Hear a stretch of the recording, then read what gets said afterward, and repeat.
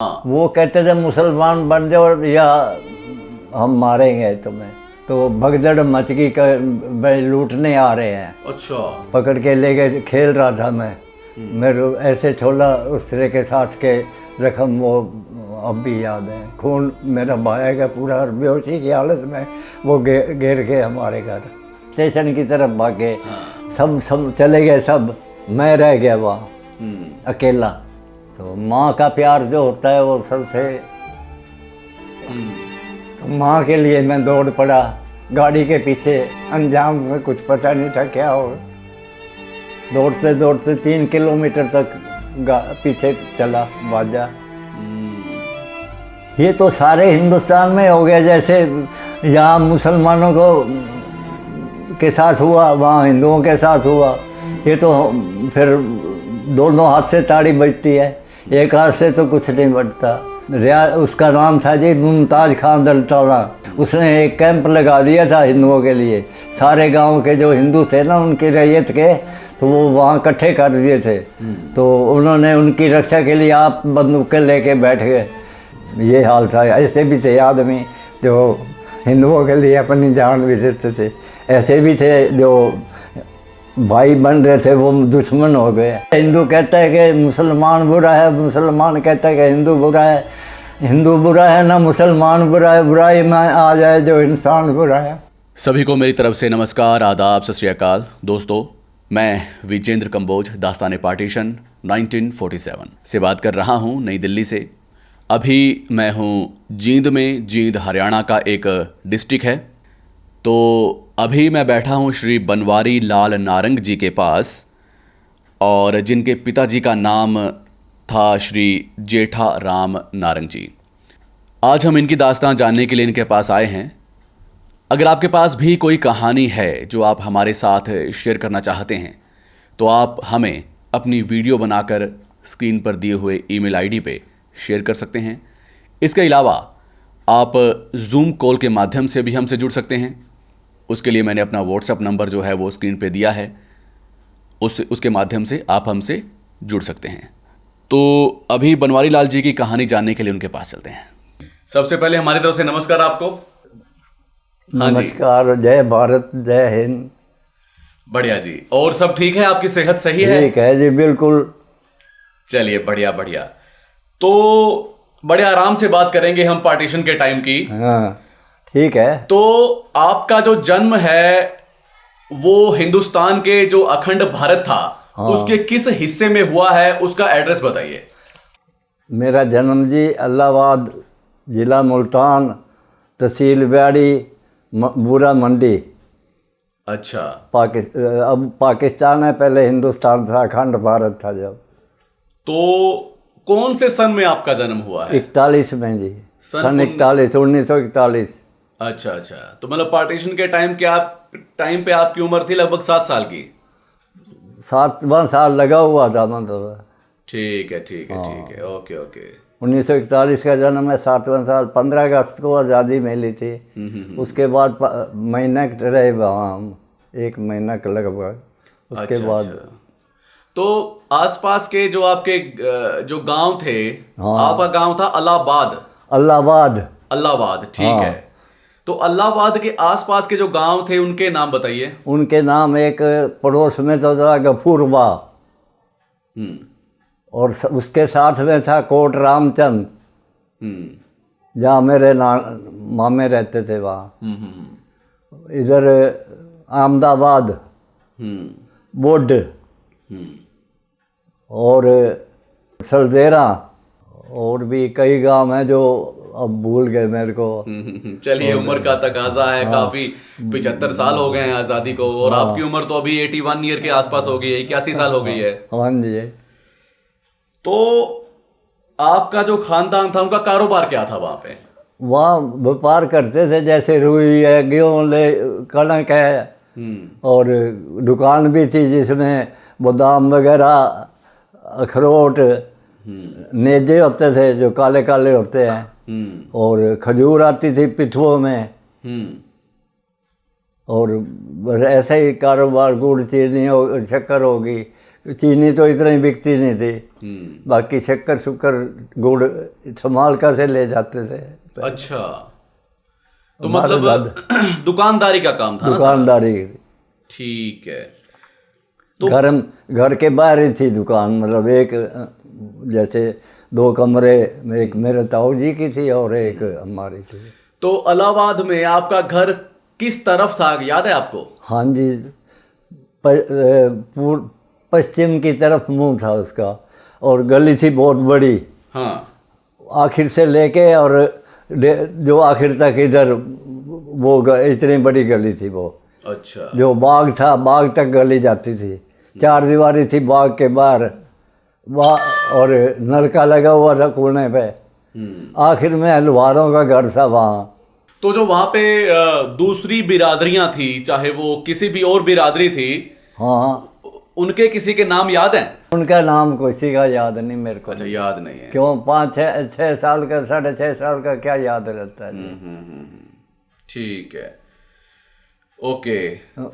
तो आबादी कितनी थी, गांव की जनसंख्या कितनी? आबादी इतनी, आबादी का मुझे इतना ज्ञान नहीं थे। क्यों, मेरे ख्याल में आबादी छोटा ही गांव था, कोई खास ज़्यादा बड़ा नहीं था। 200 घर होंगे ज़्यादा से ज़्यादा, 200-250। आपका जो घर था वो कितना बड़ा था? हमारा आप जितना था, जितना ये 500-600 गज में होगा। ठीक है। हम 3 घर रहते थे। एक तो मेरे पिताजी के चाचे के लड़के थे, उनके मतलब वो गुजर गए थे। उनकी घरवाली और उनकी चाचे की माँ रहती थी वहाँ। उनका दे रखा था हमने सब। और 2 भाई थे, मेरे ताऊ और मेरा पिताजी। ताऊ जी तो गुजर गए थे, उनके 2 लड़के थे, पोखर दास और भगवान दास। उनके भी अब वो भी गुजर गए थे। तो कहने का मतलब है कि वहां पे आपका भरा पूरा बढ़िया परिवार था? बहुत बढ़िया परिवार था जी। बस एक ये थी कि बहन की आंखें नहीं थी, मेरे से बड़ी थी 3.5 साल। बहन मेरी 2 साल की थी। 2 साल तक तो आंखें उसकी बहुत बढ़िया थी।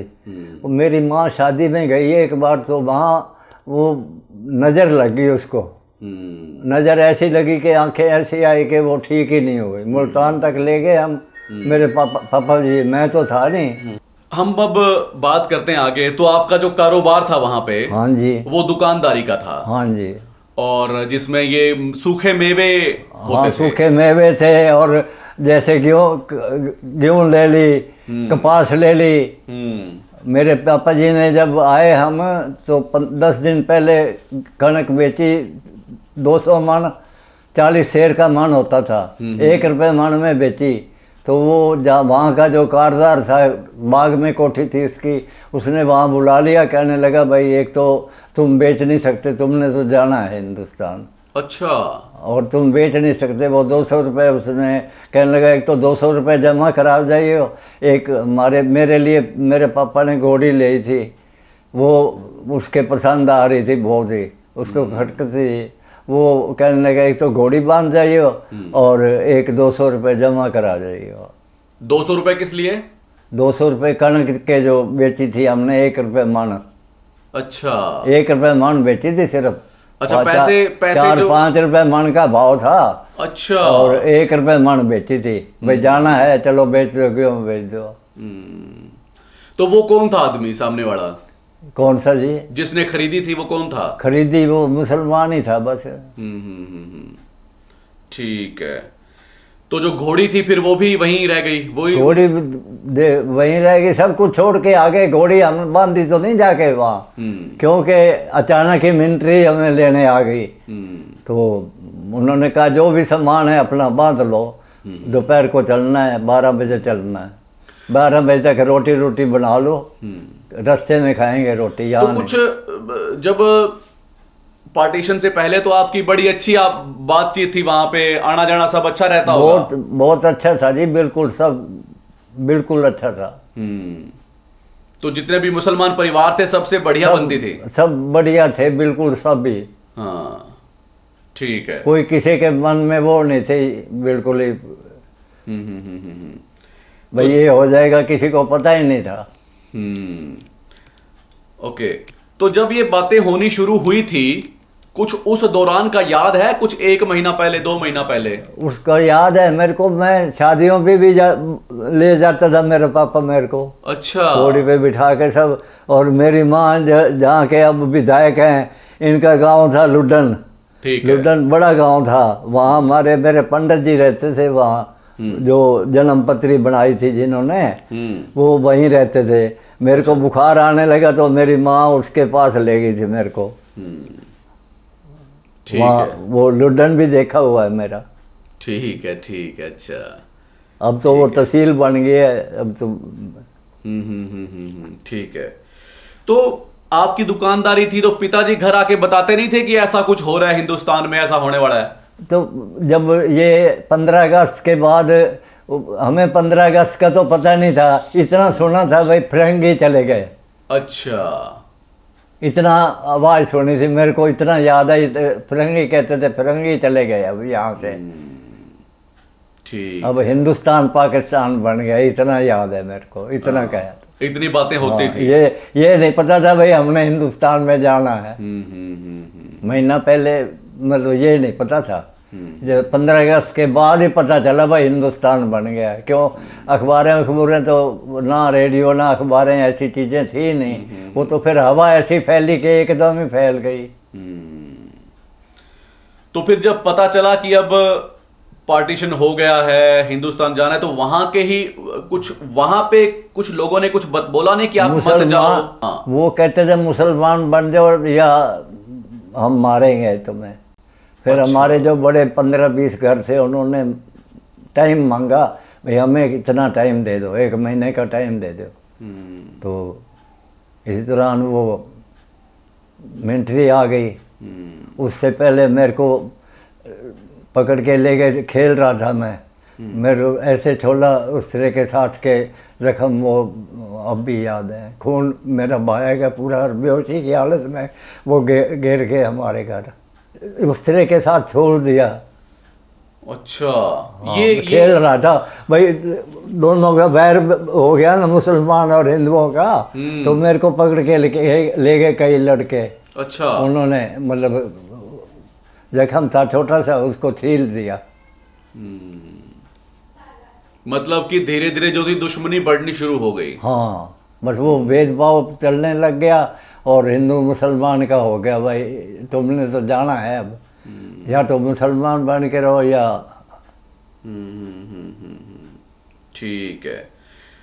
तो आपके परिवार में जितने भी लोग थे सब मतलब वहीं पे तो कुछ ऐसी कोई और वारदात हुई आपके साथ वहां पे? हमारे साथ और कोई वारदात नहीं हुई, बस सिर्फ मतलब जिस दिन मिलिट्री आई, हमें क्या भाई सब सामान जो ले जाना हो आपने, ज़रूरी सामान सब ले लो, कोई छोड़ो ना। हमने सिर्फ जिसमें गहने रखते थे हमारी, वो सामने कमरे में रखते थे। कच्चा कमरा था, बहुत बड़ा हॉल कमरा था। उसमें रखी हुई थी, वो छोड़ के आए थे। और बाकी सब सामान दुकान का तो हमने हाथ ही नहीं लगाया, जैसे भरी भराई रह गई। तो पूरा जो भी घर में सामान 9 बजे मिलिट्री गई थी। वो कहने लगे भाई तैयार हो जाओ, रोटी बना लो, सामान बांध लो, अभी हम ट्रक ला रहे हैं। और ट्रक ला के बाहर खड़े करिए थे उन्होंने, और सबके ट्रक मतलब सब ने सामान लाद लिया अपना, जो भी लादना था, जो भी ले आना था। गहने तो हम लाए थे, और 150 रुपये नगद चांदी के थे, और कुछ होंगे और भी होंगे, हमने तो पता नहीं। बाकी चांदी के रुपये थे, वो मेरे पिताजी जी चाची जी थी, वो यहाँ गाड़ी में ट्रेन में बैठे जब हम उसमें निकाल लिए किसी ने। तो गांव से लेके जो स्टेशन था वो कितना दूर था? 15-16 किलोमीटर होगा बूरा मंडी वहाँ से। अच्छा। 10 मील कहते थे। मील यानी कि 1.5 किलोमीटर का 100 मतलब 1760 गज का मील होता था। और किलोमीटर 1000 गज का है, 1000 मीटर का है। तो लगभग 1.5 किलोमीटर, 16 किलोमीटर पड़ता था 10 मील का। तो फिर जितने भी घर थे सारे पैदल ही चल पड़े? पैदल नहीं जी, ट्रकों में लाए थे। अच्छा। मिलिट्री ट्रकों में लाई थी। और फिर रास्ते में भोजन किया था, 12 बजे 1 बजे पहुंचे थे रास्ते में। वहाँ दरख्त थे बहुत, नहर चलती थी वहाँ, उसके किनारे कुआं, एक नलका था वहाँ पानी था, इंतज़ाम सारा था, ठंडी छाया थी। वहाँ उन्होंने डेरा लगा दिया, ट्रक भी वहीं खड़े कर दिए और डेरा भी लगा दिया वहीं। फिर घंटा आराम करके वहाँ फिर हम 4 बजे पहुँचे बूरा मंडी।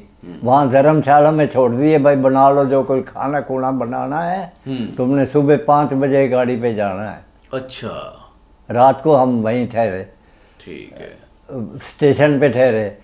जब हमने सारा कुछ बना लिया तो भगदड़ मच गई, भाई लूटने आ रहे हैं। अच्छा, तो जो भी जिसका सामान था वो सब उठा के और स्टेशन की तरफ चले।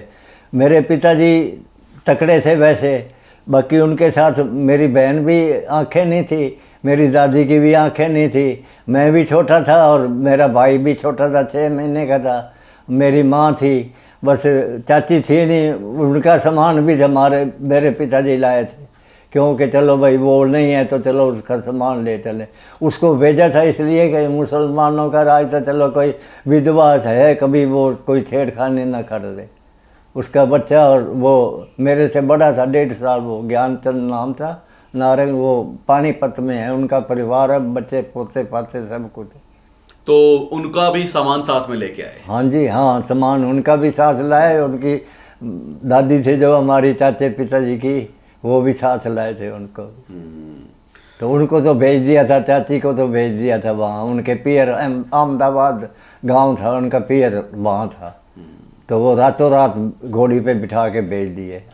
अच्छा, जब भगदड़ मच गई तो सारे लोग ट्रेन की तरफ भागे? हाँ, एक की तरफ स्टेशन की तरफ भागे। सब चले गए, सब मैं रह गया वहाँ अकेला। अच्छा, सब सामान उठाने लग रहे, मुसलमान उठाने लग रहे, बाकी का जो सामान हमारे खाने पे टिक्कियाँ तली थी हमने, वो सब कुछ वहीं रह गया सब कुछ। और मैं वहाँ, पिताजी चले गए, माँ चली गई, सब चले गए, सब सारा चले गए सब कुछ। तो मैं रो रहा था वहाँ बाहर धर्मशाला के आगे। तो वहाँ एक औरत थी, पंजाबो नाम था उसका, तो वो आई सामान देखने, भाई कोई रह गया हो तो मैं रो रहा था। वो मुझे जानती थी, क्यों थोड़ी सी दूर पे घर था उनका, और मैं लाडला भी था, सब उठा के ले जाते थे मेरे को। स्टेशन पे पहुँचे, वो ले गए वहाँ, वो ढूंढ रहे मुझे, भाई कहाँ गया। तो मैं यहाँ रो रहा बूरा मंडी में, धर्मशाला के आगे धर्मशाला थी। तो वहाँ वो पंजाबो आई, वो मुझे उठा के ले गई। अच्छा, साथ में ले गई। तो वहाँ वो ढूंढ रहे भाई कहाँ गया। फिर मिल गया, बड़े खुश हो गए सब, चलो भाई मिल तो गया। तो नहीं तो मैं वहीं रह जाता, अगर वो औरत ना आती तो मैं वहीं रह जाता, और मेरा क्या पता क्या होता, ये पता ही नहीं। सही बात है। आगे फिर सुबह 5 बजे हमारी ट्रेन चली वहाँ से। अच्छा, सब लोग ट्रेन में चढ़ गए सब लोग। तो रास्ते में पाकपटन एक ज़िला है, पहले तो पता नहीं ज़िला था कि अब तो ज़िला है, वो तो अखबार में कई बार पढ़ते हैं पाकपटन। फरीद हुआ फकीर जो वहीं तपस्या करी थी उन्होंने। तो वहाँ हमारी गाड़ी जो पहुँची होगी 1 बजे, 12 बजे पहुँची होगी वहाँ। तो वहाँ उन्होंने तैयारी कर रखी, भाई हम काटेंगे, ये रोक दी गाड़ी। अच्छा, हमारी खिड़कियाँ बंद करवा दी, खाना खोना भूल आए थे वहीं, छोड़ आए थे वहीं। हमारे बच्चे थे हम, भूख लगी प्यास लगी, पानी का इंतज़ाम कोई था ही नहीं, पानी एक बूंद भी नहीं थी। और रसोई का महीना था, सितंबर का लास्ट था। तो बस जी वहाँ फिर 4 बजे फैसला हुआ। उन्होंने वायरलेस की भारत में, मिलिट्री वालों ने, भाई इस तरह हमारी गाड़ी रोकी है और काटेंगे। तो वहाँ से जवाब आया, हमने 2 गाड़ी यहाँ रोक रखी हैं, अगर ये गाड़ी काटोगे तो हम दोनों काट देंगे।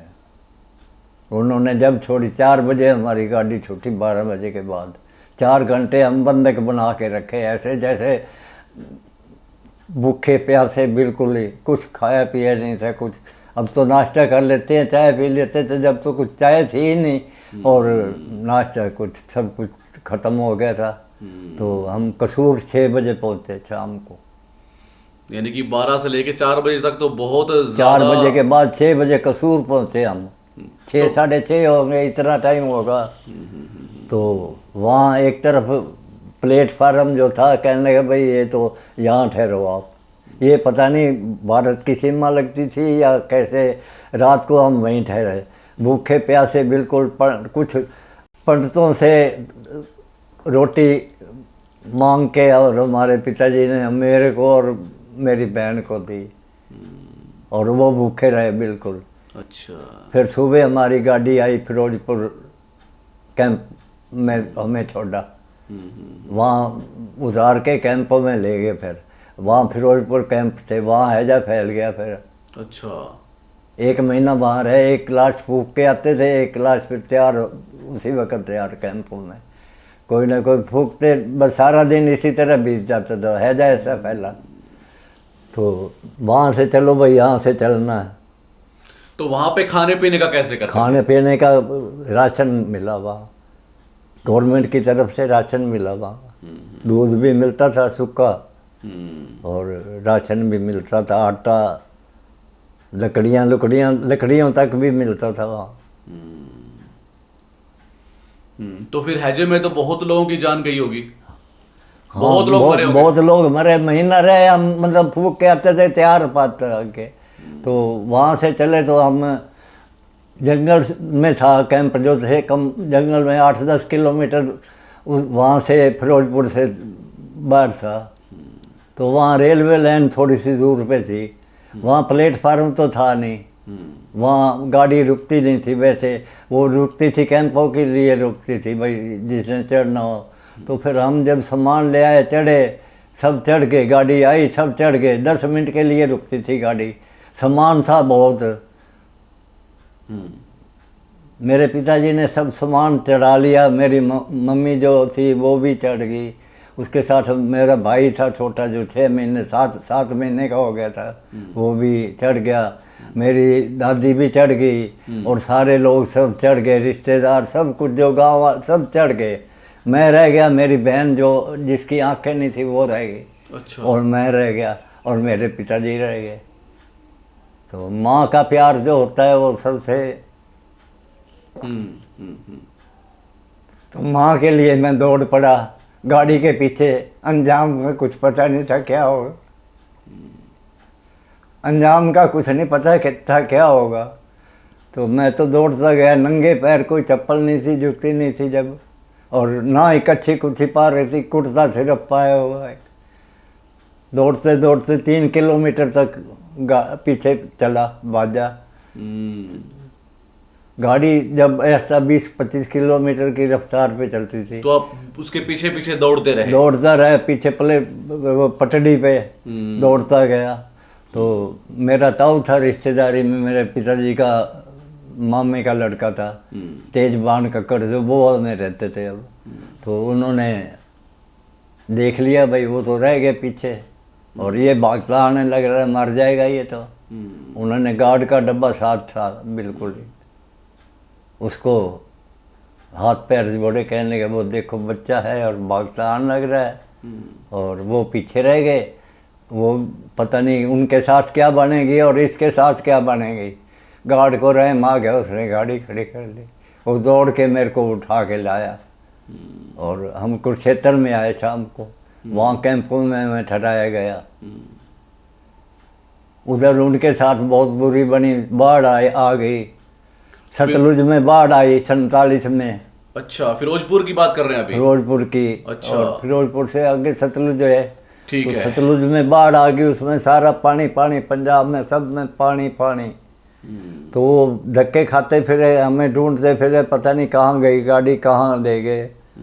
कभी लुधियाना, कभी अम्बाला, कभी कई शहर घूमे उन्होंने, पानीपत, कुरुक्षेत्र में नहीं रुके, दिल्ली तक घूमे, ढूंढा उन्होंने, हम नहीं मिले। आखिरकार वो कुरुक्षेत्र आए, कुरुक्षेत्र में पता लगा उन्होंने, 5 महीने के बाद हमें दोनों मिले।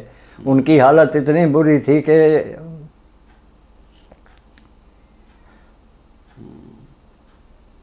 मेरे पिताजी नहलाते धुलाते उसको, कभी गुरुद्वारे में कभी ट्रेनों में।